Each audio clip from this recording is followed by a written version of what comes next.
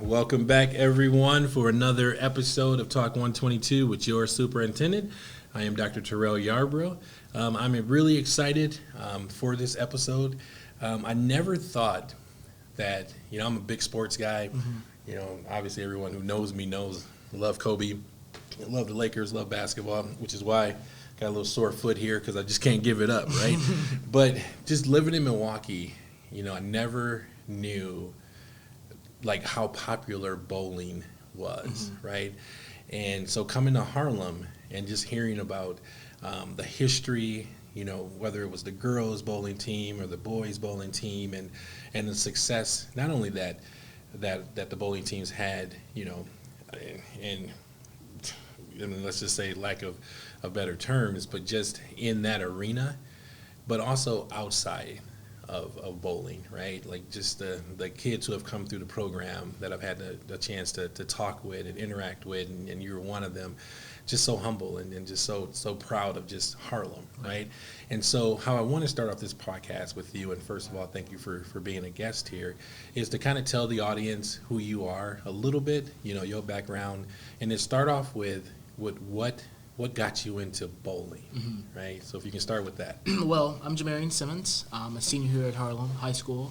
I've been a bowler since I was 5 years old. I was born and raised in the sport. My grandmother played it. My dad, my uncle, my cousins. I grew up in a bowling family. Okay. I also grew up in a very sports family. Like you said, my dad played basketball all the way through high school, and my uncles, they all played basketball and football. I took the crazy end and went bowling route, but I've had so much success in it. National titleist and traveling the country, bowling tournaments on national level. Winning some stuff in like Florida and Texas and different things like that. Okay. So I have a major title actually at Florida, Awesome. The 2020 Florida Junior U.S. Open. Okay. So. Okay. No, that is awesome, and again, for me, coming from the background that I had with sports and and going into different gyms, and they're packed and the crowd is going wild, and getting hyped for games, and you see the layup line and you hear the music and things like that. One of the first bowling matches that I attended, right? I didn't think you guys were bowling out at Cherry Valley. Okay. Right? And I walk in, and I don't know what to expect, but I've been in bowling alleys, so I'm thinking it's going to be kind of laid back or whatever. Right. And I see ladders in there and people up, and they're trying to see, and there's cheering and all that. And so just for the audience, kind of explain that type of atmosphere and just being a part of something like that. So one of the biggest things that are always misinterpreted in bowling is that people say you're a bowler, they think you just go and you just eat nachos and stuff like that, and that's so misinterpreted in the competitive side of bowling. Okay. On the competitive side of bowling, you have our team stuff, you have individual stuff. On high school bowling, so there's 16 people on two lanes, okay, not including the two coaches from each. So there's 20 people on these two lanes, and you're locked in. It's like a locked-in moment. It's kind of like basketball. Mm-hmm. You have a whole, whatever you do, I feel like impacts the whole team. And I think the biggest thing that, like you said, you see those ladders and stuff like that. Right. People are like bought into it. It's like all eyes are on you, and not only just from your team, but you have teams looking at you. They're always scouting you. They're always trying to figure out how many pins are behind you. So the atmosphere is always tight. It's always rewarding too at the same time, because when people are looking at you, they know that you're winning. Mm-hmm. So that's the biggest thing about it. But yeah. Okay, all right. And so what was, if you can, kind of remember a little bit, what was like your I'm a bowler moment? Like in your mind, body, soul, you're like, you know what, I got this. Well, I was about 10 years old, and we had just won, I think something in like elementary school. Okay. I was on elementary school bowling.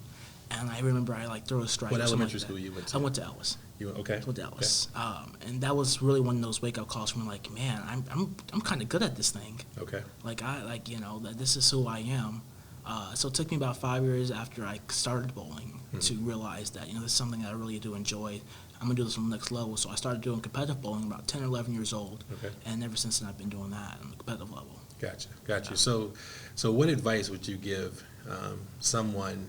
We're not going to name any names, who can't bowl at all, but want to start picking up the sport? I think it's, when you first get involved with it. That's me, by the way, but anyway. when you first get involved with it, just because you're not striking, you're not making a spare, don't give up on it. Okay. Work with somebody. Work at it. Don't give up. Okay. That's my biggest thing. I was 5 years old. My grandma had us on bumpers, little yeah, little ramps. Yeah. She had me on it for 1 season. She goes, so that's like 8 weeks. She goes, eventually you'll get tired going in the gutter.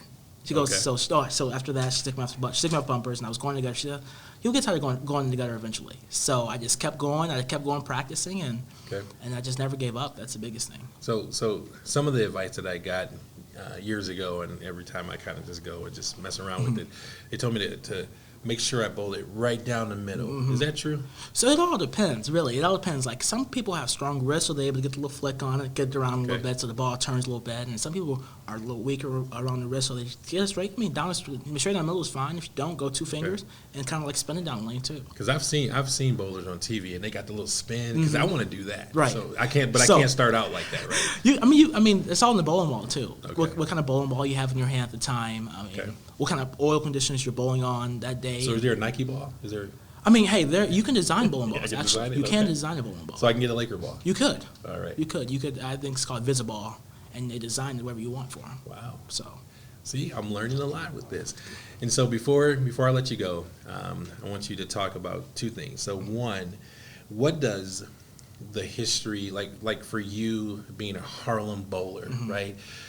When you have graduated and you're in college and you go on to more success, right?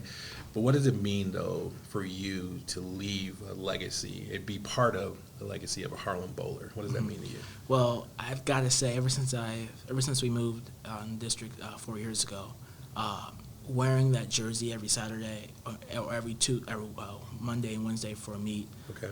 Every time I put that jersey on, it's like a different Jerry. It's such an honor to wear Harlem and be coached by an amazing coach. Okay. The legacy I feel like I'm gonna leave behind is that, for one, that we've built a program here that's known nationwide.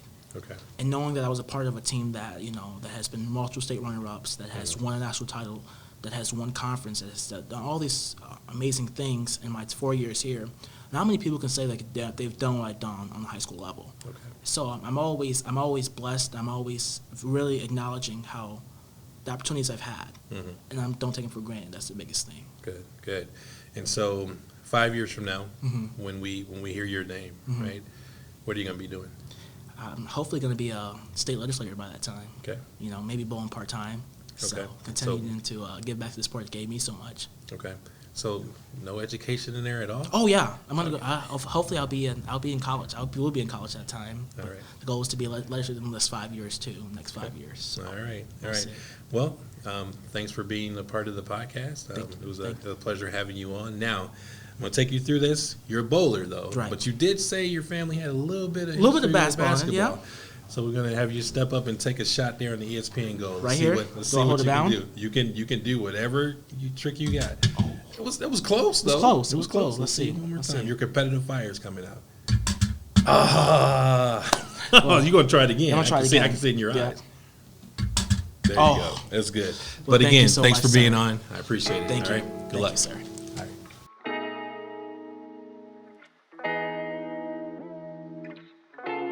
All right. Well, welcome back. This is the bowling edition of the podcast.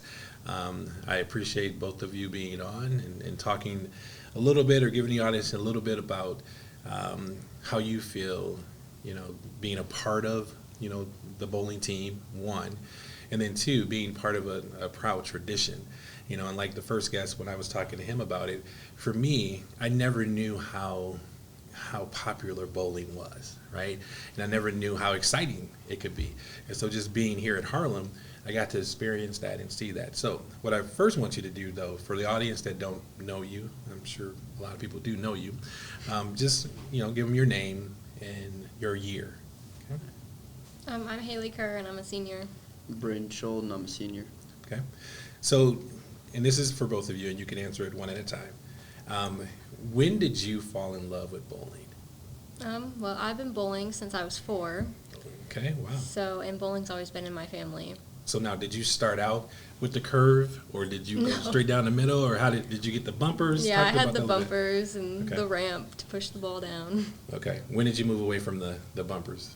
Probably when I was about, like 7 or 8. Ooh, okay. I got some work to do. All right. What about you? I started bowling when I was like 4 or 5. Okay. You know. Okay. Grew up throwing the ball right at the bumper. Okay. All right. Not knowing much what to do. Gotcha.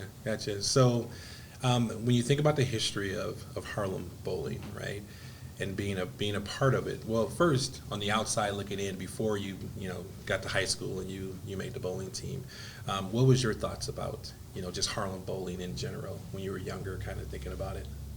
Okay. That's okay. I always saw them like doing good. I always saw them on the news. I always saw them on like Facebook. Mhm. I really wanted to be a part of that. Okay. Who was your favorite bowler at the time when you were kind of learning about Harlem bowling? Can you remember a name? No. No. What about Yeah. good. Jake Nimps. Okay. All right. He was a McChesney kid, I believe. All right. When I was in elementary school, I always saw the girls' bowling team. They were bowling Okay. really good, winning nationals, and I always wanted to be part of that team Okay. because I liked the competition. And my favorite bowler at the time was Becca Hagerman, who also was coaching me when I was in elementary school. Okay, so quick quiz here. What college did she attend? McKendree. All right, you was ready for that. Okay, and so being on the team and obviously being a part of the success, right? When you think of your legacy, as Harlem bowlers, what do you want to be remembered for the most? I want to be remembered as winning nationals 2 times in a row. Okay, all right. What about you? I want to be remembered as going to nationals for 3 years and winning 2 times. Okay, that's good. That's good. And so for the youngsters, who you were once in that category, looking up to Harlem bowlers, right? What advice do you have for them? Just getting started with the sport and I've honestly growing up and being part of the Harlem bowling team. Always keep practicing. Okay. What does that look don't- like? Because when I think of practice, some people kind of practice for about 10 minutes, 15 minutes, be done with it. And I'm like, what does practice look like for you? Like half hour, Okay. a couple times a week. And maybe. where do you practice at? Forest Hills. Okay. What's you? I'd say always keep practicing and never give up. And also, it's not all about the actual scores. It's also about your mental game. So always stay positive. Okay. All right. So here's another quiz for the both of you. So you know who your athletic director is, right? Yeah. Did your athletic director, which sport did your athletic director play in college? Wasn't it bowling? She's gonna watch this. Like, it's a trick question. I don't know. What's her guess? I'm going to say bowling. Yes. Yep. She did. And that's another, when I heard that too, that she was a bowler and she was coming to Harlem, she's going to be the new athletic director, and just the success the bowling teams had, I was just impressed by that too. So again, I'm like, wow, I'm this basketball player and I love basketball, but just knowing that there's such a history, with bowling, right? And so a couple more questions before I let you go. What size is your bowling ball? 15 pound. Is that a good size for someone like me starting out, or would you suggest smaller, about 15 pounds? What about you? I throw 14. Well, okay, all right. So 14, 15 is a good starter for me, or? Yeah. All right. Well, I appreciate both of you, being on the podcast. One final, maybe embarrassing question. I don't think it will be, but in 5 years, where are you going to be? What you going to be doing? What do you hope to be doing? Trades. In the Go to trades? trade school. Still bowling? Not bowling? Probably. Okay. What about you? Well, I'm going to college, so I'm hoping to be on bowling team in college and then pursuing my education and teaching. I wanted you to say teaching too, but maybe we could come back around to that. Yeah. No. All right. Well, we got the ESPN basket there. I don't know if any of you play basketball, but let's see if you can make this shot. That was close. You want to try it again? Sure. All right, let's see. You got a little bit. There you go. All right, let's see what you got. You just stepped up there. That's good. All right. Well, thank you both for being on. I really appreciate it. Thank you. Good job.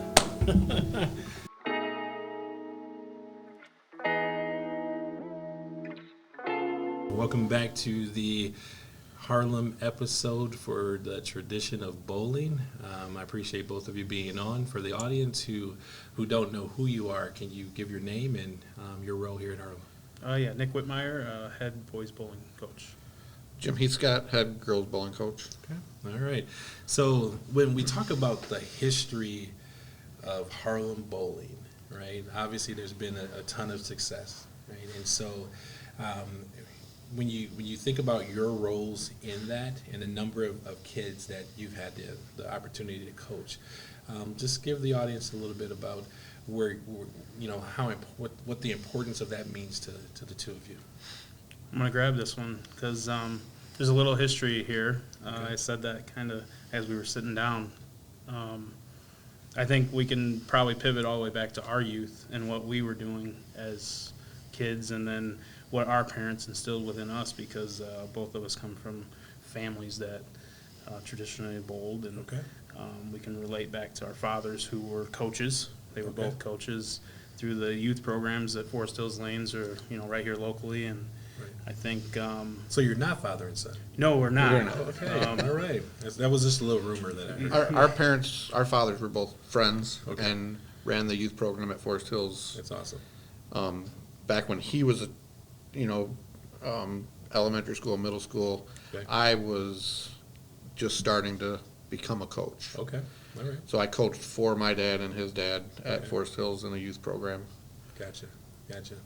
All right. And so when we think of the tradition here at Harlem, again, like what does that mean to the both of you, both in the past, present, and then where you both want to take it, for the future?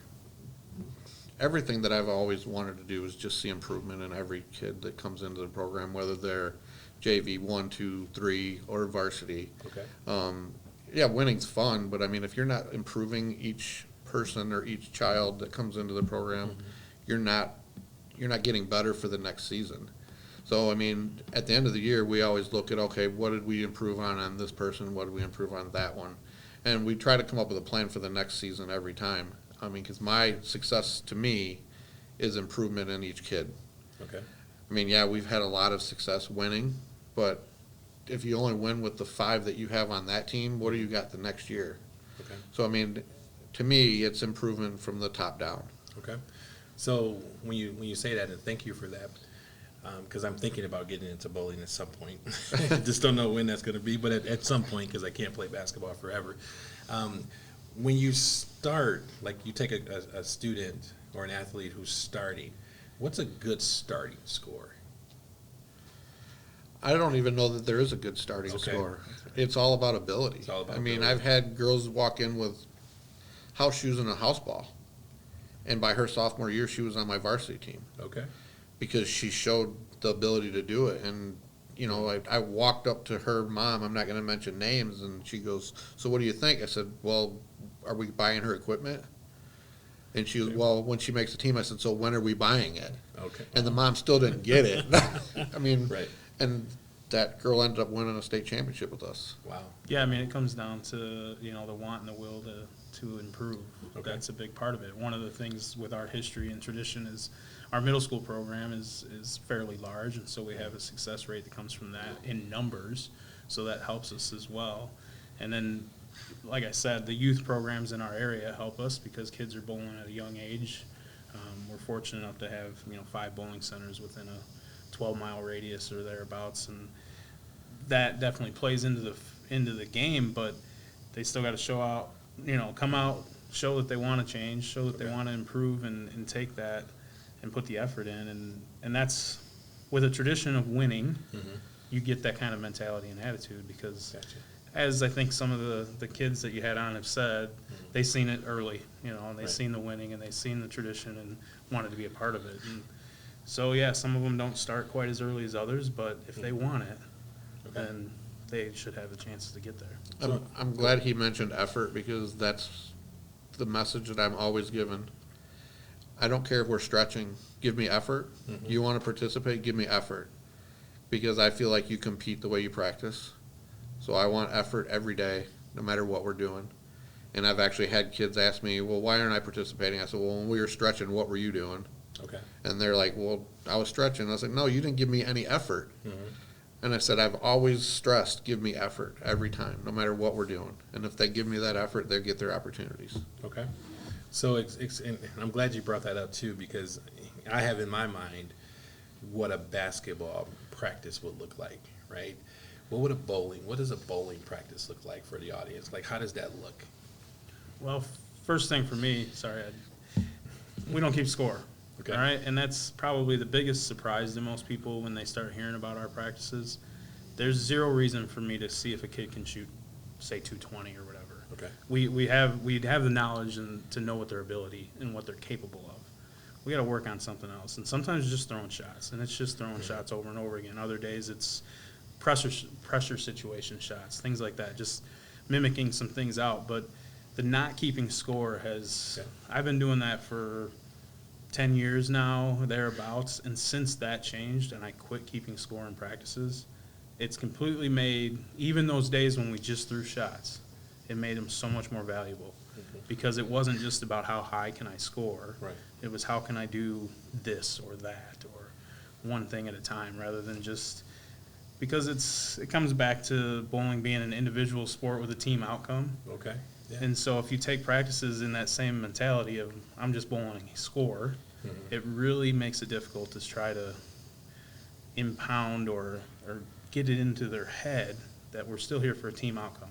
Okay. And so when we were practicing and keeping score, I think they brought the individual element to practice as well.